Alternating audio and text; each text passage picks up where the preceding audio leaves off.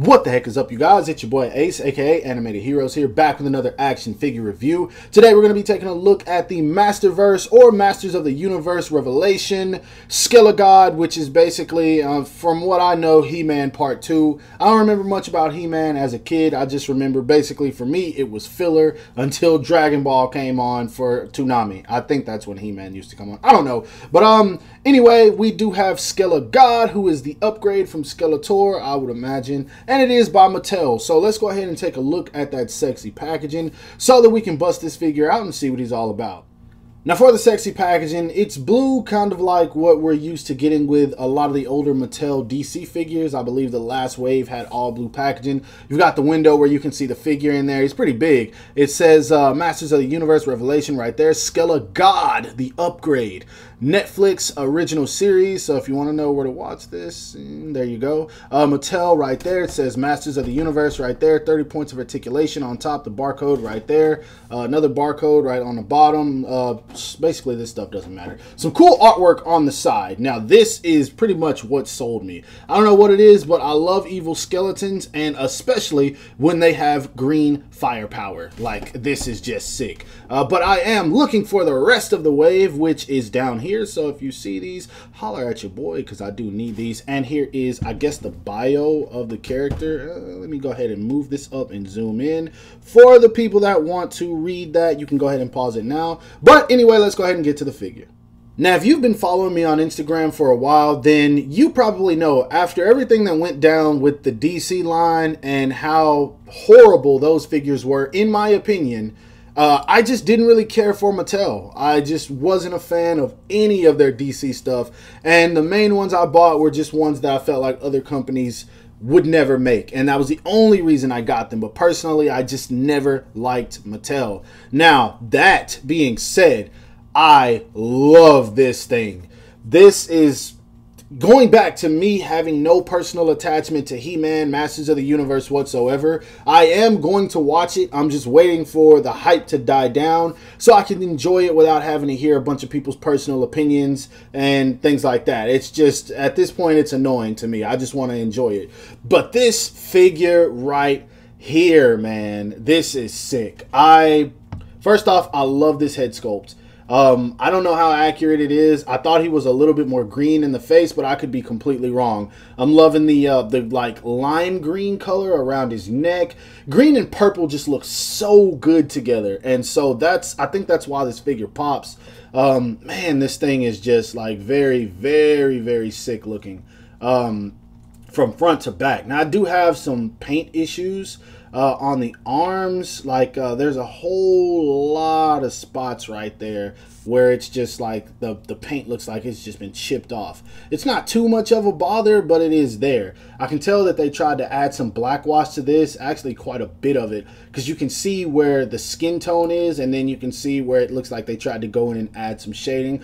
I'm a fan of that. I like that they went in and that they did that. This right here is like a soft plastic, as well as the gauntlets, and they can rotate. Man, this thing is sick, yo. But it's also down on the legs as well. You can see like there's some spots that are lighter blue, kind of purple, kind of dark. So they definitely went in and added some paint to this. Now, what is different on this, in terms of like the areas, you can see that this is a little bit more metallic than this, or more shiny, not metallic. It's a little bit more shiny. You can tell that the plastic right here and right here is different. It's not like it's a major bother to me or anything, but I did want to point it out. As far as the hands go, everything about this looks so dope to me, man. I was not expecting to like it this much. And even the cape it's very interesting. It's like 2 or 3 capes in here, actually. You got this little small one right here. Then you got this piece right here, which is this, and then you got another cape right here. So he's got like 3 or 4 capes on. You can't be the master of the universe if you don't have several different capes. So yeah, and the last thing I want to show is the sash. I really like this, how it's black but you have like purple paint over it. This looks good, man. In terms of the looks of this figure, I'm in love. Mattel, this is the first time that they have just like sold me on the look of a figure that isn't DC, so I'm happy with this. Now, as far as the height on this guy goes, to the top of his head, or the crown, I guess, on the top of his head, the little silver piece, he's actually about 8 inches tall. To the top of his forehead, he's a little bit under 7.5. So I don't know if this is a 7-inch scale figure or it's a 6-inch. Either way, someone like this, who is a god, is obviously going to be taller. Now, I will be doing some size comparisons, but I feel like I can throw this in with 6-inch figures and I'll be fine. Now, as far as the articulation goes, he does look up only about that much, pretty much not at all. He looks down about that much, which is also not at all. He does get tilt, though, and you can turn the head all the way around, not that you'd have any reason to do so. His arms do go up and out about that much. Since these are soft plastic, you can totally get him in a T-pose. He doesn't have any butterfly joints, unfortunately, and so he can only reach in about that much. But if he has someone in front of him, he can definitely like reach for him, so you don't have to worry about that. He can throw He-Man or whatever you want him to do. He does have a bicep swivel, double jointed elbows, which that is awesome.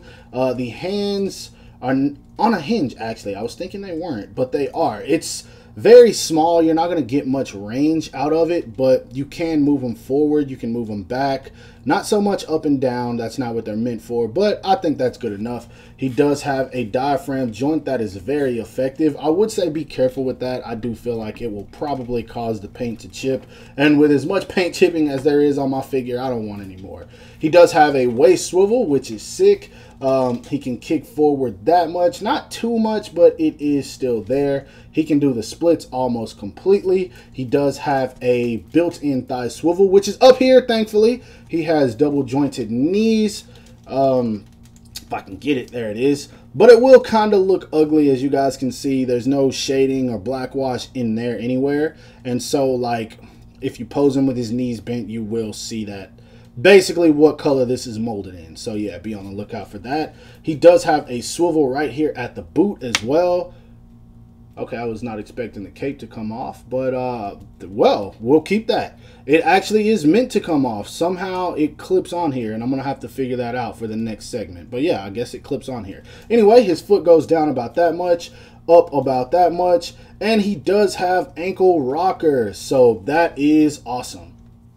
Now, as far as the cape goes, what I found out is that it's actually magnetized, and it also has these little latches as well, so that you can make sure that it does fit snug once you get it on there. Pretty much what you do is you take off the floating piece, take off the head. It's pretty easy to do so, and then you just kind of slide it down. It's not a snug fit, so I'm not too happy about that, but I mean, it is going to go on there. So then you just pop this back on. Then you pop the little flame piece back on. Actually, I'm going to show this from the front. You pop this back on, pop the flame piece, and then lastly, well, I dropped the head, but here it is. If I can get this to go on right, there it is. Push that in there, and then you pop the head on, and I'm pretty sure you guys heard that click, and then there it is.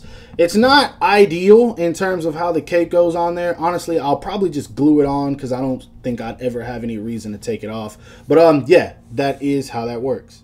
Now, when it comes to accessories, you don't really get a whole lot with this guy, but that was to be expected. First off, he comes with these 2 pair of open palm hands that can be used for reaching, grabbing. That's how he comes in the package. He also comes with a pair of holding hands, or sword holding hands, basically is what they're for. And that is for his sword, which this is probably the most disappointing part of this figure, because, I mean, the sculpt is fine, but there is absolutely no paint on this thing. It's very lackluster. With as detailed as this figure is in terms of like all the black wash and shading and things like that, it would have been cool if they added some of that to the sword, but this is like super duper plain. This is the only thing I don't care for. But lastly, he does come with one cool thing, and that is this green flame piece. Like, I don't know if he uses this when he's punching. I don't know if it's magic, whatever. Remember, I have not seen He-Man, but yeah, this is awesome. I'm definitely going to be posing him with this for sure. This is like on some sorcerer stuff right here, and just green flames are awesome, and so I automatically like this a lot. Now, since I don't have any more of the Masters of the Universe figures, I'll just show him in size comparison with some of the other figures that I had laying around. First off, we do have the Revoltech, My Hero Academia Deku, the SH Figuarts Jujutsu Kaisen, Yuji Itadori, who is currently as Sukuna, and then we have the Haikyuu Hinata Shoyo from Figma. Moving on to some others, here he is standing next to a Mezco Batman Beyond, a Mattel Tim Drake Classic Outfit Robin, and of course the DC Icons Nightwing. And lastly, here he is standing next to a McFarlane Toys Batman Beyond, the Storm Collectibles San Diego exclusive Scorpion, and the Marvel Legends Gamerverse PS4 Spider-Man. Now, as far as my final thoughts on this figure, I gotta say, I love this thing a whole lot more than I thought I was going to. Honestly, I was just picking it up because, once again, Green Skull, I like evil skeletons, which is why Mezco gets me with a lot of their stuff. But this right here this is it, man. If you like He-Man, then obviously I would recommend picking this up because I personally feel like you will enjoy it, especially if you've seen the series. I'm someone who hasn't seen it, and I like this figure, and that says a lot. Now, I do have some issues with it, and they're the ones that I pretty much already mentioned. First off, the sword, the lack of detail in that sword, it bugs me, man. Just because the figure looks all cool, looks all dope, it looks all dynamic, and then you have this plain sword that doesn't even look like it should come with this figure. Like, that's probably the worst thing for me, is the sword. I just don't care for it at all. I think I'm going to try to add some black wash to it myself, see if there's anything I can do, because it's very disappointing. The sculpt work and everything is nice, but the paint is just, it's trash. I'm just going to keep it a buck. Now, the last thing I have an issue with, and this is just something I foresee, I could be wrong, and I hope I'm wrong. The pegs on the hands are very small. This is a pretty big figure, and so I feel like the more you mingle with this, eventually it's just going to snap when you're interchanging the hands. Hopefully I'm wrong. Maybe this plastic is really durable. I'm not sure, but it's just a guess. That's just something that's a personal nitpick. I wish the plastic around the arm was a little bit thicker, therefore I don't have to worry every time I'm interchanging them. But other than that, solid piece. If you can find this guy, I found mine at Target, so I think that's where you guys should check. I haven't heard about this guy hitting Walmart. I've heard about everyone else hitting, but not this guy at Walmart. And so, I mean, Battle Cat is everywhere, and apparently the rest of the wave is everywhere, but I'm here in Texas, so you know that we get stuff last, as in lastly, last. So I probably won't find the rest of the wave until like next year. I'm not even being funny. But yeah, anyway, I hope you guys enjoyed this review. If so, don't forget to give it a thumbs up. That always helps me out. Subscribe to my channel if you haven't already, and make sure to hit that bell icon to be notified whenever I upload new content. And lastly, follow me on everything you see listed below to keep up with my activity outside of YouTube. I hope you guys have a great rest of your day. Stay safe wherever you are. Bye.